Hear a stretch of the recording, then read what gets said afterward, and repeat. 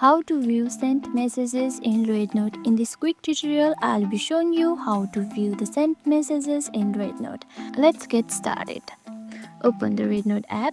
Once you are in, head to your profile or message history tab. It's usually at the bottom right. Tap that icon, the messages.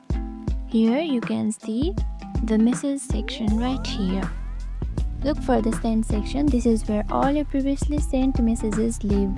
You'll see a list of red notes complete with the recipient, the date, and even the emotion or theme you used. Right here, send it. And just like this, you can see when it is sent, and you can see the recipient right here. And that's it. If you found this helpful, give us a like, drop a comment, and hit that subscribe button for more tips and tricks. Thanks for watching.